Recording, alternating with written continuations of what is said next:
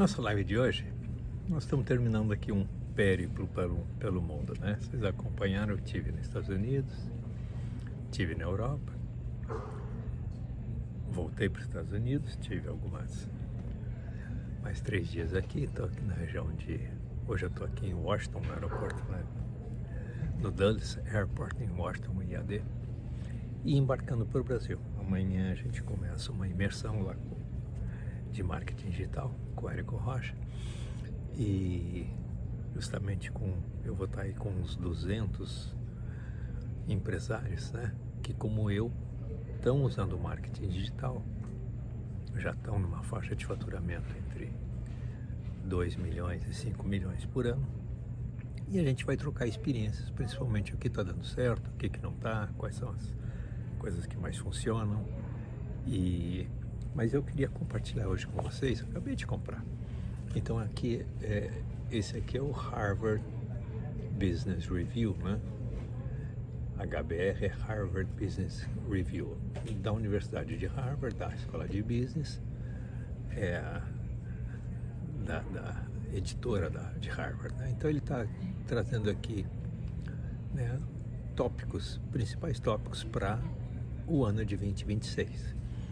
Então eu acabei de comprar e deixa eu passar um resuminho para vocês, porque tem muito a ver com tudo que a gente está conversando aqui no 57 em 7, tem tudo a ver com o que eu tenho ensinado, compartilhado e mentoreado meus alunos, mas não com isso eu não quero dizer que eu sou bom, com isso eu quero dizer que é importante a gente estar aberto, que é importante a gente estar antenado, né? Olhando para tendências, olhando para o que está acontecendo no entorno da gente e principalmente o que está acontecendo nos melhores centros de pesquisa, de estudo, nas melhores empresas e assim por diante. Então, basicamente, ele coloca aqui como tópicos, ele coloca 10 tópicos, isso é coisa de americano, né? Eles gostam de top 10, porque 10 tópicos a gente se lembra de 10 tópicos. Normalmente eles gostam muito de top 5. Top 5 é mais fácil lembrar. Mas top 10, já que é para o ano inteiro. Então pensa você aí que está pensando em 57 em 7, pensando no crescimento dos seus negócios, mas melhor, pensando, né, em qualidade de vida, inclusive de qualidade de vida nos negócios, né? Não é só você ter uma qualidade de vida boa e saúde, mas é os seus negócios terem qualidade de vida e saúde. O primeiro tópico ele chama de a arte de fazer perguntas inteligentes.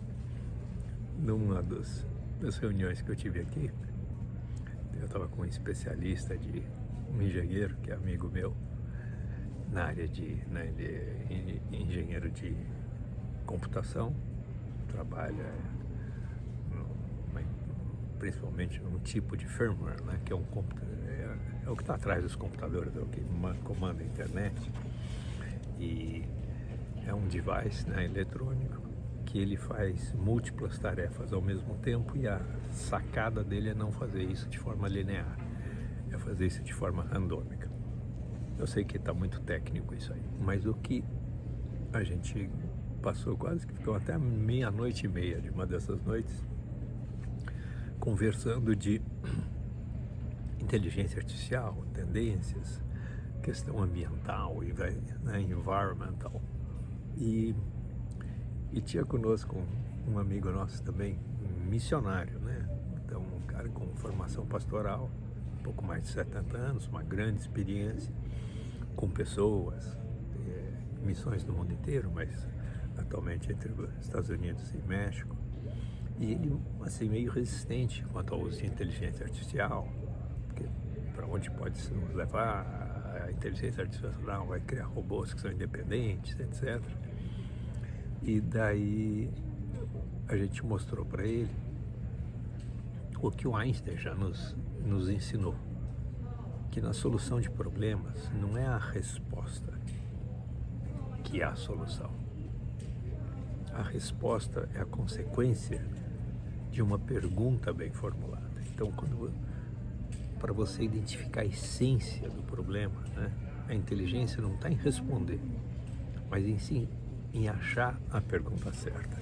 devia ser o primeiro tópico aqui do top 10 da Harvard Business Review para 26. E isso vale, né? Então, não é só para inteligência artificial, vale para tudo. Mas na gestão dos seus negócios, muitas vezes você está enfrentando alguma dificuldade, algum problema. Às vezes uma solução é você perguntar para alguém que não tem nada, não está dentro da empresa, não está dentro do negócio, está longe, às vezes com uma visão externa, né? E uma pergunta bem formulada, essa pessoa pode te ajudar.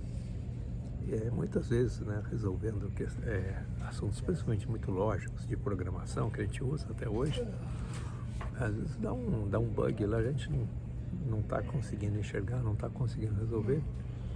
Às vezes, ao sentar com alguém, mesmo que seja um analista, não tem uma equipe, mas um analista que não está envolvido naquele aplicativo, não está envolvido naquela tarefa, quando a gente começa a explicar o problema para ele, a gente encontra o bug, né?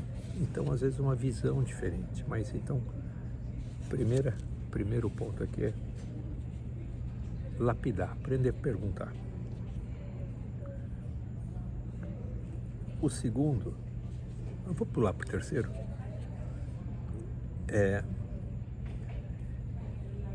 por que estratégias que são de multinegócios falham e como fazê-las suceder. Então, digamos, quando você pega um modelo estratégico generalista, tá? Você vai falar o modelo das 4 forças, o modelo das 5 forças do mercado, o modelo modelos muito quadrados e muitas vezes muito bem concebidos e que deram muito certo ao longo da história da administração, formulando estratégia, pode ser que não dê certo para você. Então, o que ele coloca aqui, o foco deve ser menos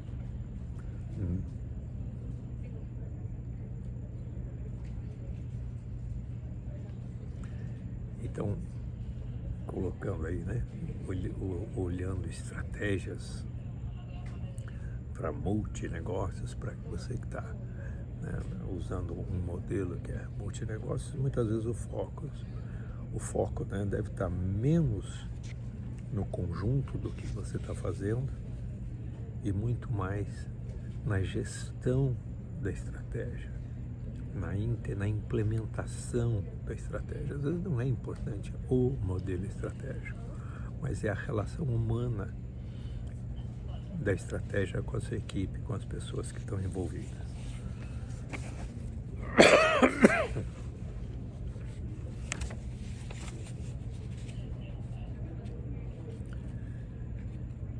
O quarto destaque dele aqui é a importância da cultura.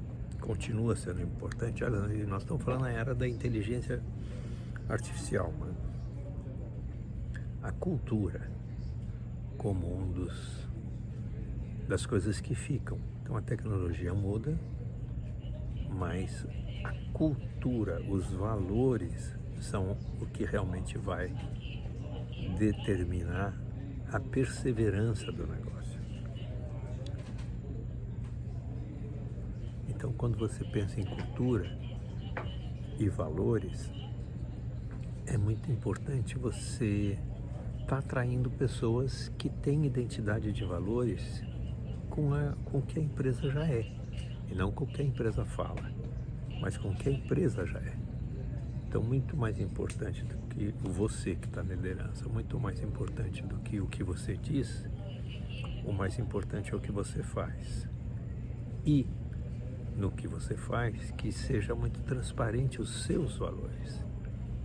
E com isso, que os seus valores façam parte, inclusive, da sua estratégia para atrair os seus colaboradores e também para te ligar aos clientes, tá?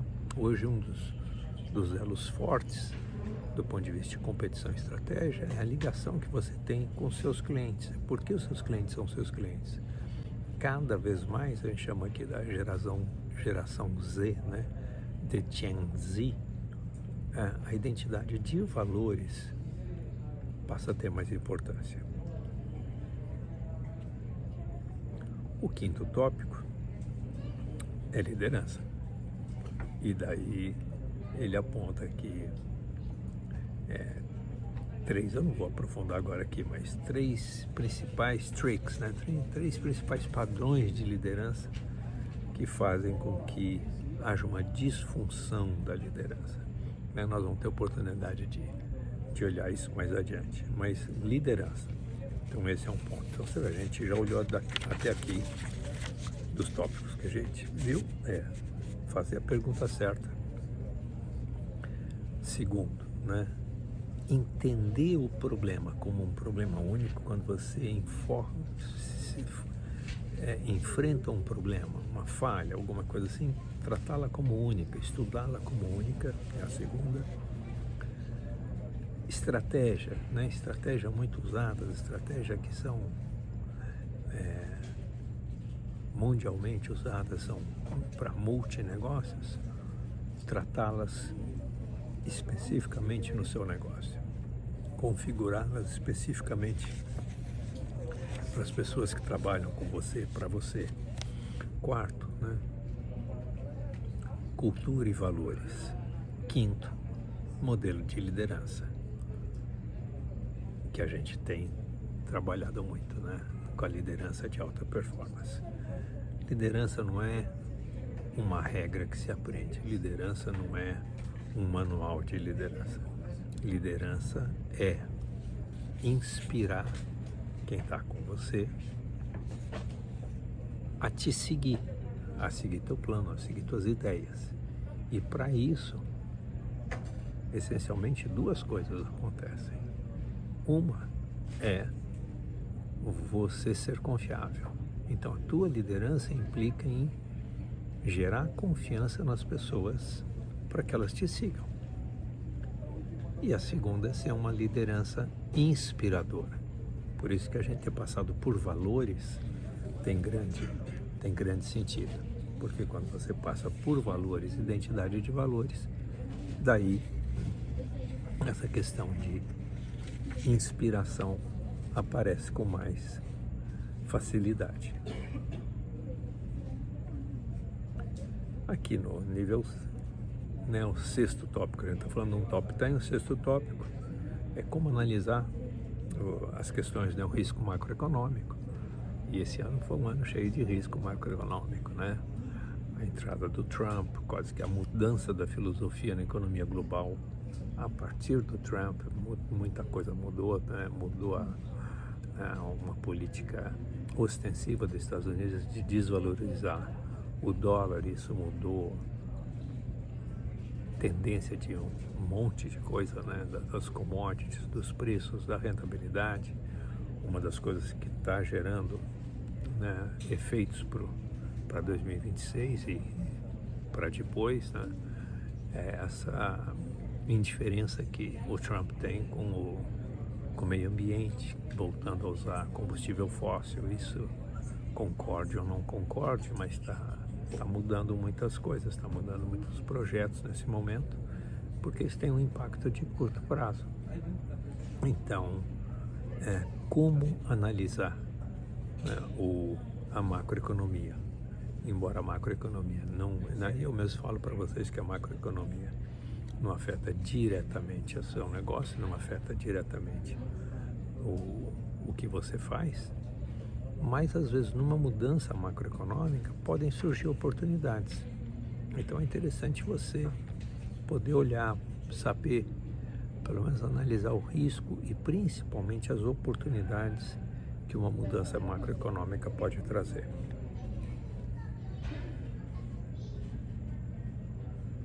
Aqui como tópico 8, estamos falando de inteligência artificial, né? E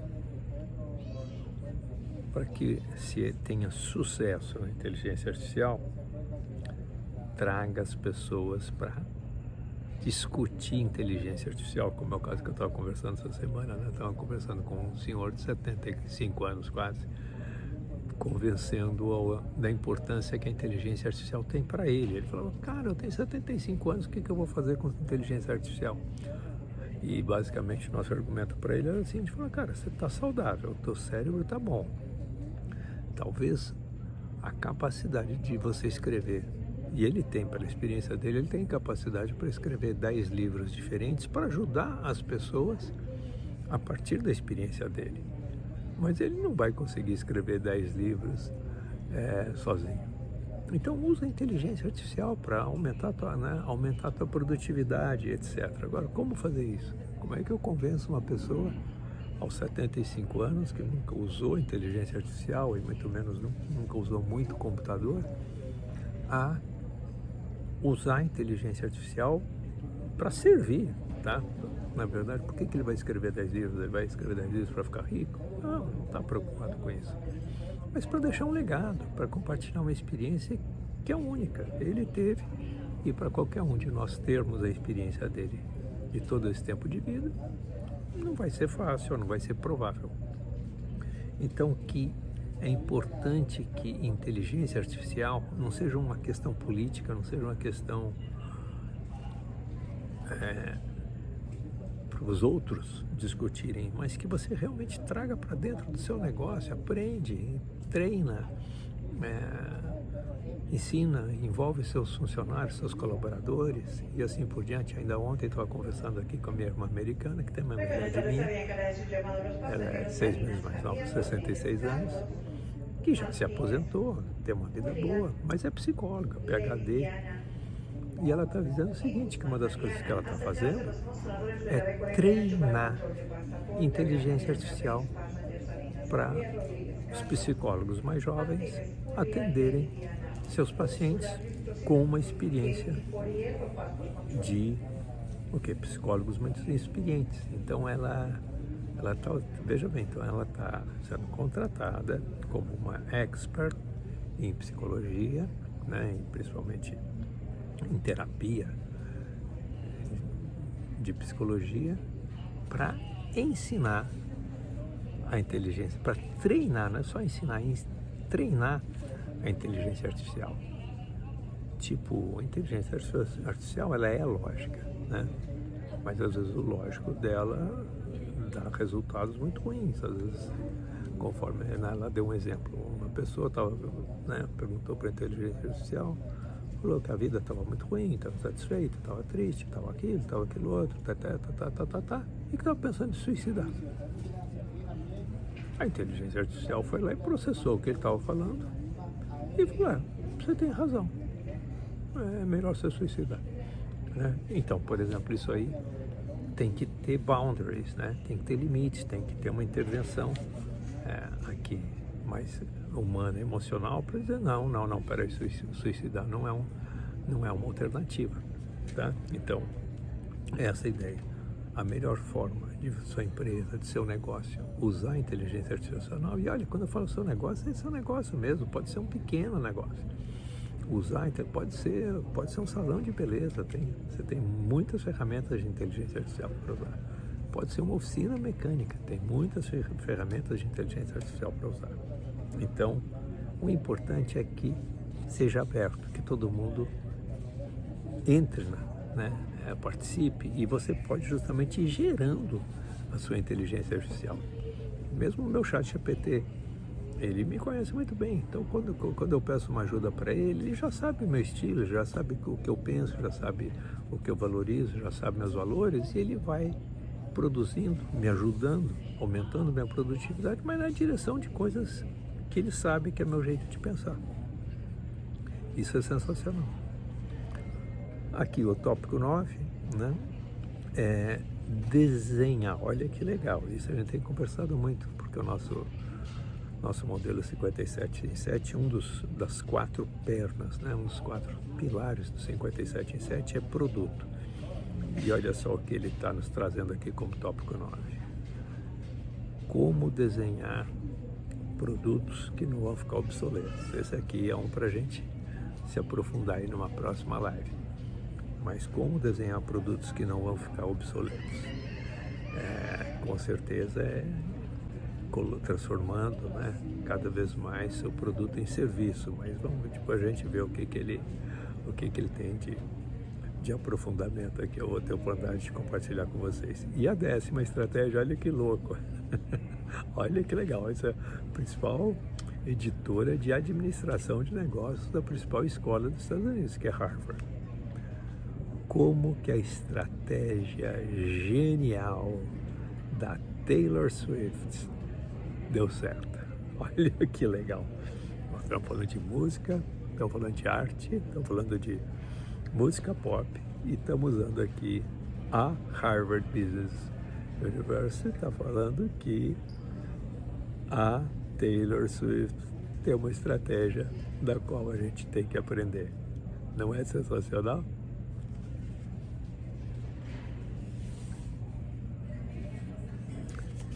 Só deixa eu ver um tópico aqui que eu pulei, a estratégia 7, porque eu não entendi o tópico que ela é. Deixa eu ver um pouquinho melhor o que é a estratégia 7, o que é o tópico.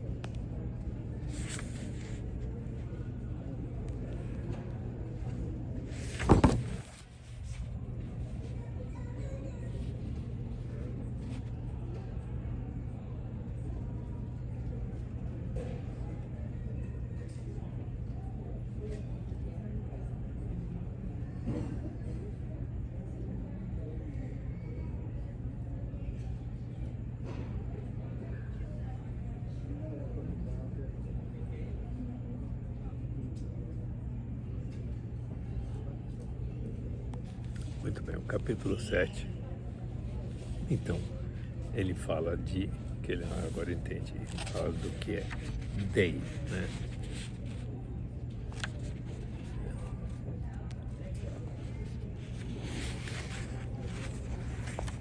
Então, o capítulo 7, quando eu falo, né, o que vem depois da day. Day é diversidade, equidade, né? Equity. Então, diversidade, equidade e inclusão. O que nós estamos vendo é que quando vem essa ala direitista, daí cai, né? Então, essa coisa de diversidade, equidade, inclusão sai da agenda. Então, a gente fica quase que numa coisa meio pendular, avança, retrocede. E aqui então ele está trazendo uma nova abordagem que sai um pouco desse, eu vou pôr entre aspas, né, desse extremo de diversidade, equidade e inclusão, e trata as mesmas pessoas envolvidas nisso, na diversidade, na equidade, na inclusão, mas numa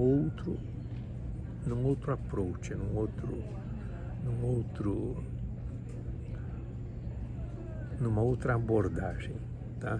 Que é a abordagem FAIR, F-A-I-R, que em inglês quer dizer boa conduta, tá? Algo legal, to be fair. Então, aqui trocando a diversidade, a equidade e a inclusão, a abordagem, né, a estrutura de uma abordagem mais moderna, que não vai ser pendular, ela começa considerando fairness, né, que é a disposição de ouvir o outro, disposição de se abrir no sentido de entender o que o outro é, dar acesso, que é access, e inclusão, e finalmente representação. Então a questão deixa de ser LGBT, mas passa a ser, bom, todo mundo é igual, fairness, todo mundo pode falar, independente, não precisa entrar na LGBT, todo mundo pode falar, todo mundo, não interessa se é o que é, todo mundo pode falar. O acesso pode ser dado a todo mundo, seja lá quem for. Inclusão faz parte da vida, é do ser humano. E representatividade. Então é uma abordagem até mais ampla, mas ela quebra um pouco dessas barreiras que ficam entre direita, esquerda, família e etc. Desse discurso mais religioso.